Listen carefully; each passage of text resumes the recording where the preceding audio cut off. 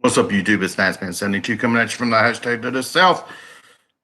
Twice in one day. I can't believe it. Had no intentions of doing another. Let's get that down. Let's adjust that camera. There we go. Had no intention of doing a second video, but got to thinking and started messing around, and I'm like, this may be a good subject to do real quick because I'm not going to have time to do it tomorrow. But I'm going to tell everybody, hola. Has Topps Baseball Flagship been sunk by PSA unintentionally with the prices? This is going to be a real quick one, just to make you kind of think. Think about it. We all know that the prices is affecting the hobbyist folks that are that do a lot of tier 2, tier 3 guys, even some tier 1 guys. But anyway, I've got some notes here to the side, and so you will see me look over here to the side a little bit. I am no news anchor or anything, or no teleprompters up to watch this. But the reason I got to thinking about this was that, I mean, even with the prices being changed, we're seeing where, if you don't have the group membership and you're doing your sub. Hey, what's up, Ron Fig? Hey, check this out. Tell me what you think, man.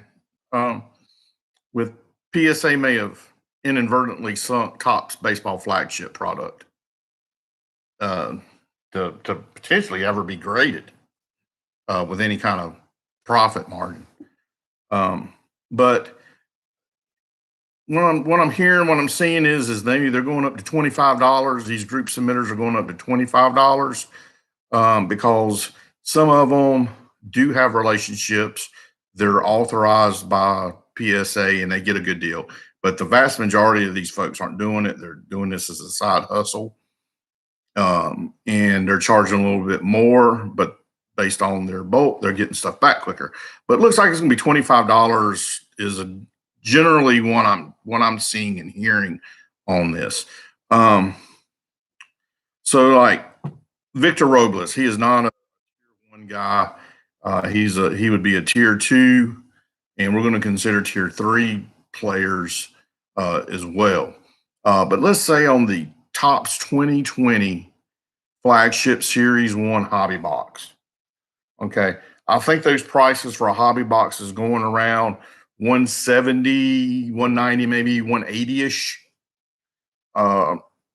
in that ballpark. We're just keeping things average. I mean, we're not looking at real hard numbers.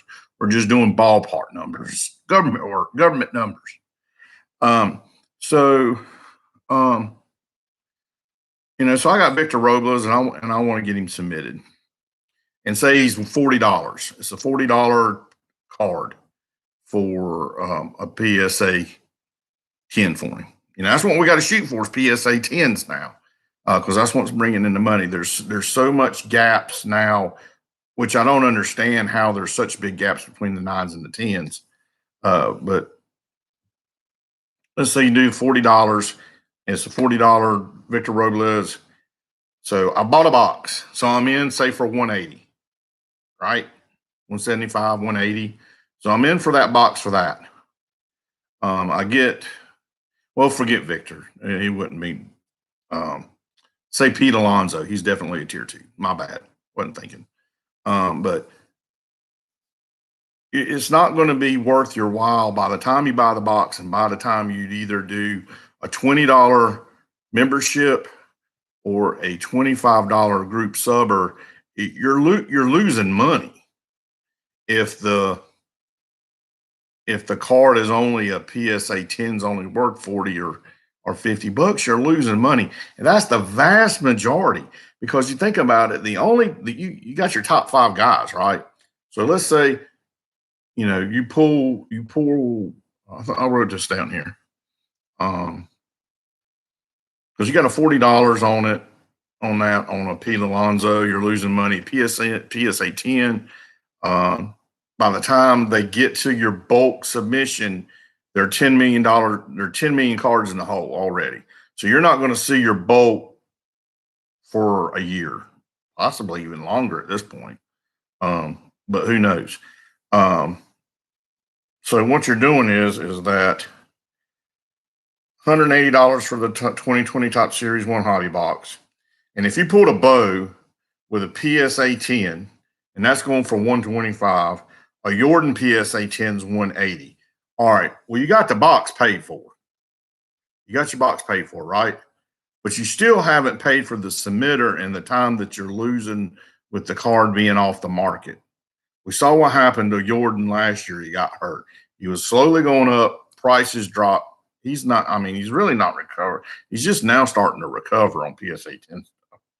So, and out of the big five, you're going to have to figure 3 of the 5 big guys that you get pull out of that box.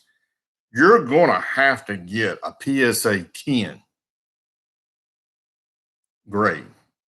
Then you figure $75 grade fee with the 3 that you're going to sell. We're not even going to count the other 2. And then you list it on eBay. Then you got your eBay fees. All right. So, I mean, with that, unless you pull a horseshoe, right? You've got all 5 of the big boys from the Topps 2020 Flagship Series 1. You have got to pull PSA 10 on each card to make money. And you can't say, well, I'll put in multiple cards to get a better chance, because you're just losing more money. You're digging a hole. You're even digging a bigger hole, because your PSA 9 isn't even going to let you break even, is what I'm thinking. I mean, and I got 2 people watching. Am I talking out of my head a little bit? Am I making any sense? Because you're buying a hobby box, and then the offset, and then you're going to do grade fees, and then you're going to do eBay fees. And by the time you do all your fees with the pricing that's been set, you can't make no money off of Topps 2020 Flagship Series 1. I think Bowman Chrome you probably still can on first, like for Wander Franco and some of these other guys on different years. I think you still can make money on that, even with a PSA 9, because we know how that fluctuates. Probably Topps Chrome, maybe, since like the Chrome and a lot of the players, like for Juan Soto's US 300, his HMT 55 is getting more money, selling more money. I mean, I don't know. I'm just starting to think about it, and I'm like, I think PSA has sunk Topps Flagship product to be graded. I'm serious. I'm just like trying to think about this and work it out. And I said, I think that's where we're at. There's not enough there to make it. You're losing money. You're losing money. And I think that, and where that hurts at is PSA has taken the stance of, I would rather do less work, make as much money, or if not more money, by upping our fees, and we're getting caught up, and then we'll have to do less work. The people can look through rose-colored glasses all they want to. PSA ain't going to drop those fees down. If they do, they're smoking a marijuana, or they're got a pineapple to hit them in the head. I don't see them reducing the fees, because would you not rather, if you own the business, would it not make more sense? Well, I'll grade one card for $300. Was that Super Express or whatever? $300 than do a $25 card or a $20 submission, do a bunch of $20, or just do a handful of the 300. I'm getting it's balancing out in the ledger, and I'm not doing as much work because all these $20 submissions have dropped off. I think they've sunk Flagship product. I think they forgot who brought them to the dance. Never forget the one that brought you to the dance. Saying. And where does that leave leave somebody like me and probably somebody like you watching this. I know there's some content out here on this, and I've been trying to find it, and I'm piecing stuff together, and it's like making a lot of sense. So any tier 2 or 3 cards uh, you were wanting to submit, unless they're drawing a straight out PSA 10, you're done for, and you can't guarantee a PSA 10 the way they're grading. And there's no way to get, if you got a submission and every one of your cards were a PSA 10, you knew somebody helped you. You didn't, it got cricketed. So where are the lifeboats, right? That's the next question. Where's the lifeboats? What are we supposed to do? Because I'm not a flipper. I flip some cards, but it's to roll up to get something better for my PC. And I think that is the vast majority of what the people that are being affected by this price point. You got CGS. They're part of the family that CGC Comic Books. That parent company, and I talked about this a little bit before, is they're just like PSA. They're a conglomerate of different businesses. They're owned by a parent company, and it's my understanding that CGC is in the same boat as PSA is on sports cards. They're that way on comic books, that they're so behind. They're in the same boat. So now they're opening up a card. I don't understand. Are they scaled up to handle this? You would think they were, but you would have thought PSA was too, and they're not. It's not been that way.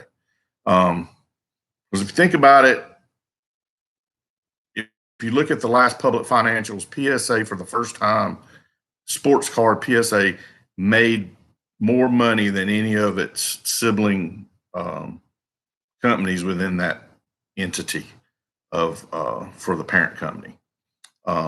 Everything else, their coinage and stamps and all that stuff, made more money. So you got CGC, so they're brand new, they're unproven, they're in a similar predicament as PSA on the comic book side. So that's got me worried about that. Plus, I don't like their slabs. All right. Well, then you got HGA. HGA, I'm gonna be honest, there's some slabs that look really slick. Especially there's this Pat Tillman I posted on Facebook. OMG, OMG, OMG. But the concern there is they are small. Y'all, they are so small that they are located in a strip mall. Like a Kroger strip mall. And it's not a new strip mall. It's a former Parrot grooming suite next door to the local Level Up Gaming sports card gaming franchise for that Knoxville, Tennessee, Chattanooga area, or Knoxville area.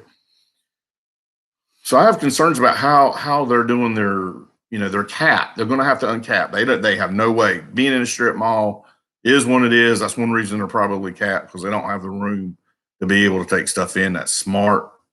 But they're capped.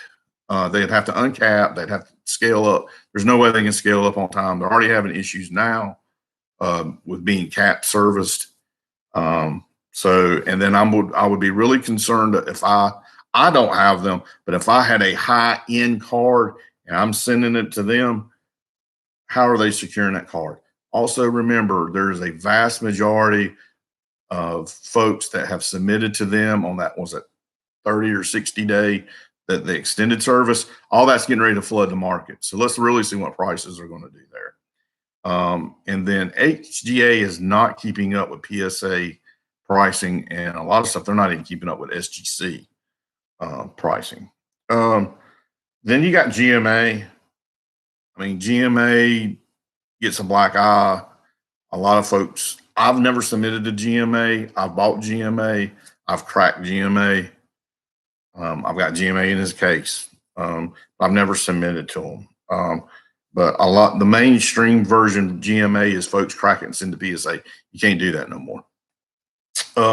Beckett, they're no longer, in my opinion, they're no longer even relevant in the game at this point. They've gone to the black hole in space on the edge of the galaxy, and they're gone. They're like the battleship Galactica from the original battleship Galactica that got sent out and never came back. So I don't know. Then you got SGC. SGC scaled up. They're still in recovery stage from last year. They're still in recovery stage. They're potentially going to have price points move up. So you got that SGC. Depending on the product, is holding its own, and some of it's not. Baseball, it's it's not. But it's close enough where if you're good with what you're making, then you're good with what you're making. But those are the lifeboats, man. But I think PSA has inadvertently sunk Topps Baseball Flagship based on that. If you buy a hobby box with that pricing, whether you do your PSA membership pricing or you use one of the group submitters, I think you're losing money. You're losing money by the time eBay fees and stuff. That's just my take on it.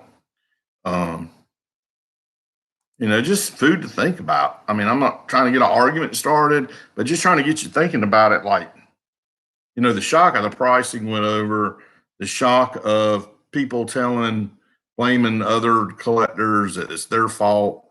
All that's past at this point.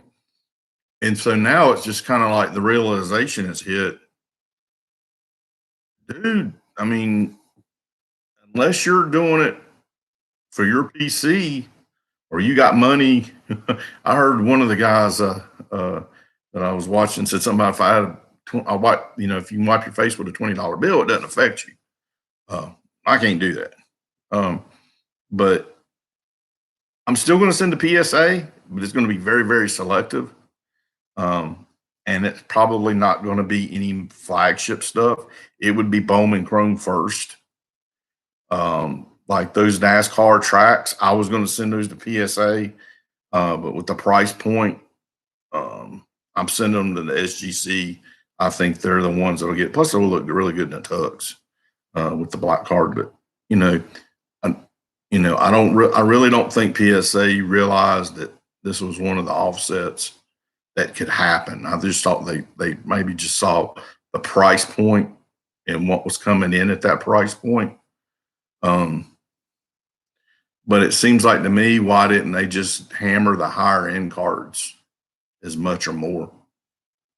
If you make more money, you get taxed more, right? Unless you know how to get out of taxes. But as a general rule, the more you make, you work overtime, and you bring home less money working overtime. Just work straight time, and you bring money home. Don't do the overtime rate. Just work your regular rate and work those extra hours if you can. You bring more money home, kind of deal. I don't know, just something to think about, y'all. Think about it. And I've kind of rambled on here. It's going 18 minutes and 38 seconds and counting. But I just wanted to put something out there real quick and talk about it. But hope everybody does good. Like I said, this will be my last video, I promise. So taking some time off this weekend. So I hope everybody has a good Friday tomorrow. Looking for some good content while I'm down. I like to watch. So got a thumbs up. Hey, thanks. But yeah, y'all think about it. Think about the pricing and stuff. And if you're just jumping on, go back and watch the beginning. I broke down some figures and stuff. And if y'all don't mind, if you did like the video, give me a thumbs up. If you're not a subscriber, hey, hit the subscribe button for me. I would appreciate it. Pretty cool.